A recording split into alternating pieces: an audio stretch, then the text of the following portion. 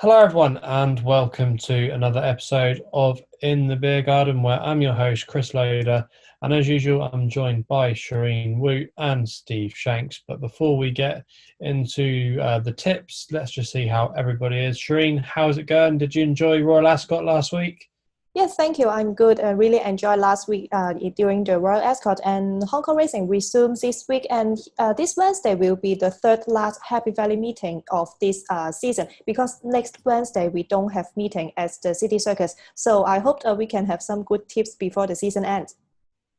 Yeah, we're coming towards the close of play now over in Hong Kong before the new season will resume. Are you confident, Steve, we can find some winners for the viewers? And how was your Royal Ascot week? Yeah, I enjoyed Royal Ascot. Didn't really get fully stuck into it in a sort of a betting perspective, but just quite enjoyed the day's action, and obviously the change in going. That was interesting with the deluge. And as Charene says, hopefully we can end with a real burst of amazing form for the Happy Valley's remaining weeks. Yeah, definitely. My Royal Ascot wasn't so good, but there were some good stories. And yeah, looking forward to getting back into the Hong Kong action. So let's get into it then. As usual here, we do the three triple trio races. And the first one of them is going to be race 5. It's 1:45 UK time. It's a class 4 handicap. It is the middle gap handicap, Division 2, class 4 contest over 6 furlongs. We'll come to Steve first on this one. Who did you like in race 5? I went for Branding Power. Telecom Rocket looks a very likely contender, but I thought that looked quite obvious. He's on a career high now, has a great chance off a rating of 60. But Branding Power with Alexis Badel back on board, I thought had good possibilities. He's a 3-year-old. He's nothing from 6, but he started his career brightly with some good efforts, 2 of them over this course and distance. He's well berthed in gate 6, looks feasibly handicapped off 47. His second start, which was over course and distance, was an excellent run to finish second. And behind him that day, he had the likes of Daily Beauty and Peak to Peak and Ever Yours, decent horses in their own right. So that's good form in the context of this race. He's had a little break, hoping he can return in good form. So Branding Power to win it. Hopefully a nice price. Yeah, definitely. It's quite a trappy little race, but he's still only a 3-year-old, so maybe he's just waiting for the penny to drop. And like you said, he's got some good experience under his belt now, and maybe that little break might have freshened him up. So that's number 11, Branding Power for Steve. How about you, Charene? What did you like in race 5? Yeah, me too. Same as Steve. I like Branding Power as well, because we can see that recently this horse stayed at Sha Tin, but he didn't have any breakthrough. I was really disappointed over his last time out over 7 furlong at Sha Tin, but I think that maybe at this moment he does not have enough stamina to handle this 7 furlong. But I believe he will be able to do so when he gets older. So this time return back to Happy Valley and 6 furlong, it will be more suitable for him at this moment. Alexis Badel will be on board, and jumping from gate 6, he can stay midfield with cover. That is the best position. And I expect there is a fast pace here because of Baltic Whisper and Bullish Brother to lead, and the pace will be nice for Branding Power. So I like Branding Power as well. Yeah, he's got a few things that have been changed for him tomorrow. Obviously, the change in venue, a little bit of a break as well, and back down in trips. So, yeah, hopefully there it can all click for him, and hopefully Charene and Steve were in agreement there as a positive, but who knows on that score. We then move on to the next race, race 6. We'll come to Charene here on this one. It's the Robinson Handicap Class 4, this time over 1.5 miles. What did you like in race 6, Charene? Yes, here I like number 1, Fast Pace. He will be ridden by Neil Cullen, and he's quite honest horse. He's very consistent, but to be honest, he's not easy to handle. And we see that Neil Cullen is the best partner for him. Fast Pace is a 2-time winner over this course and distance, both ridden by Neil. And when he was up to class 3 since March, 5 other jockeys took the ride, including Joe Moreira, Keith Young, Zach Borden, Matthew Chadwick, and Vincent Ho. However, these 5 jockeys, all of them failed to win on board Fast Pace. So his rating drops and now at the mark of 58, and he is able to win again in class 4, I believe, especially with Neil Cullen on board again. So I like number 1, Fast Pace. Okay, yeah, maybe the change in jockey back to a familiar one might just be able to eke out the best in him. How about you, Steve? Were you in agreement or looking away this time? Well, Charene makes a very good case. I might change my bet at the last minute here. I'm just joking. I will go for Fafa. He won over course and distance on his penultimate start in good fashion, and he failed by the narrowest margin next time off a £6 higher mark. He's up a further £2, but he's lightly raced and progressive too. Gate 2 is fine. Vincent Ho retains the ride, and similar to Branding Power, he's a 3-year-old taking on mainly older opposition, but he's on the up, and I'm hoping he can return to winning ways. He concedes weight to most, but apart from Mana from Heaven, the others are finding winning pretty difficult. Looking at the form, there's a lot of placed efforts, but apart from Fafa and Mana from Heaven, they're the only ones with recent winning form. Of course, as Charene says, fast pace, a very good horse in its own right, and if Neil Callan can be the catalyst to bring it back to form, it can go close. But hopefully, Fafa will get back on the winning trail. So Charene and Steve have gone for the horses at the top of the race card. It's horse number 1 for Charene, Fast Pace, and Steve likes the chances of horse number 2, Fafa, who's still, it looks like maybe on a progressive curve. We then move to the last leg of the triple trio. It's a 2:45 UK time, 6 furlong cane handicap. It's Division 1, a Class 3 contest. Come back to you here, Steve. What did you like in the last leg?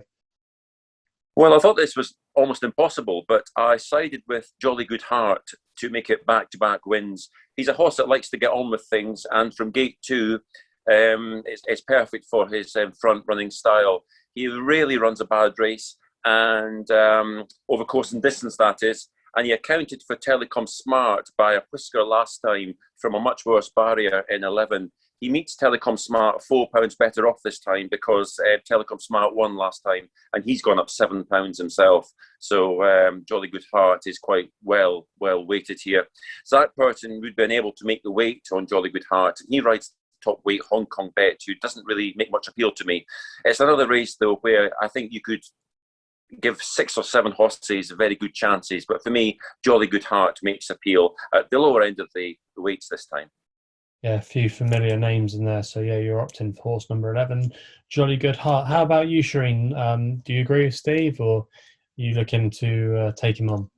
Yes, I think race 7 is quite an open field. There are many horses that are quite informed, but I'm going to support the down in Class 1, number 1, Hong Kong Bet. He is a list winner before he came to Hong Kong, and when he arrived in Hong Kong, he scored 2 winners in the 2018 and 19 season in Class 3 at Happy Valley. But then he was not that competitive in Class 1 or Class 2. So in this season, he was transferred to Jimmy Ding's yard, and now the new trainer seems to have a plan to raise his rating to drop, because we can see that Hong Kong Bet raced over some surface that he is not good at, such as Sha-Tin and the all-weather track. So now Hong Kong Bet is down in Class 3 again on Wednesday. Immediately return back to Happy Valley. That is a correct move, I think. Zach Porter will be on board for the first time. So I think that if he jumps well, just like last time out, he can win again here in quite a weak field. So I think Hong Kong Bet will have a very good chance here. Yeah, hopefully that he might be able to get a little bit of spark there going to Jimmy Ting's yard. And again, it's another top weight for Charene. She likes horse number 1, Hong Kong Bet, and Steve goes to the bottom of the race card, towards the bottom, with number 11, Jolly Good Heart. So that rounds off the triple trio races. We're going to go to the best bet section now, or any other business. I'll get mine out of the way first. I'm going to the feature race on the card, race 4. It's the Bowen handicap, a Class 2 contest over 1.5 miles. I was going to take a chance on Highland Fortune, horse number 7 for Karis Teaton and Francis Lloyd. I thought it was his best race for some time on his latest outing when he finished second at Sha-Tin. He actually bumped into the Rock, who reopposes again. There's a few horses reopposing, Savaquin as well. I thought Highland Fortune, I think he still has some untapped potential over further. A lot of his Hong Kong racing has come over the sprint trips, but he hasn't had too many goes at a mile. And I just thought he was unlucky at a crucial part of the run. And I don't think Sha-Tin is necessarily his track. His best form in Home Kong has come at Happy Valley. So I thought coming back here with a good draw, and Karis Teaton is a plus as well. It's the first time that he's ever been booked to ride him. So I just thought he might have a little bit of untapped potential. He's by Decoration of War as well, whose progeny tend to do better over the mile distance. So I thought he had a few things in his favour tomorrow, and if he can get into a good position, maybe just tracking the pace, I thought he might be able to reverse that form with the Rock, who is now having to give even more weight away to when they last met. So for me, my best bet is going to be in race number 4, horse number 7, Highland Fortune. I'll come to you, Charene here. Who's your best bet on the card? Yes, my best bet will be in the final race, race 9, class 3, 6 furlong. That is number 5, Decisive 12. This horse, in this season, he improved a lot, and he scored 2 winners over Charene 6 furlong. But last time out, I think it was quite forgivable, although he finished 10. The draw gate 12 was too difficult for him. So I will forgive his last time performance. And then this time he will go to Happy Valley for the first time in this season. I think that just like other horses signed by All Too Hard in Hong Kong, like a Flying Genius, these horses will be also able to handle the Happy Valley track as well. And then more importantly, Decisive 12 will be jumping from gate 3. I think that this gate will be helpful for him to stay in the best position under Alexis Badel. Alexis Badel is quite, he knows the horse quite well, and I believe this horse return back to Happy Valley will have another breakthrough. So I'm looking forward to see number 5, Decisive 12 to win in the final race on Wednesday. Yeah, he's definitely got the right draw to work from. So yeah, horse number 5 for Charene in the finale, Decisive 12, is her best bet on the card. How about you, Steve? Have you got another best bet away from the races we've already covered? Yes, I always like to try and find something that's away from 5, 6 and 7, and I've gone for race 8. It's King's Capital. Maybe a bit of a left field selection. I don't think he'll be favourite. I think he'll be a decent price, I hope. He's nothing from 7, but caught my eye on several occasions, and he was only 2 1/4 lengths behind the fairly classy Savaquin back in January over course and distance.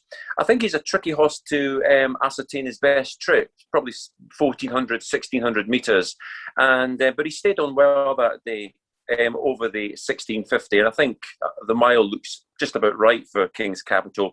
Keith Young on board for his last 3 runs, keeps the ride.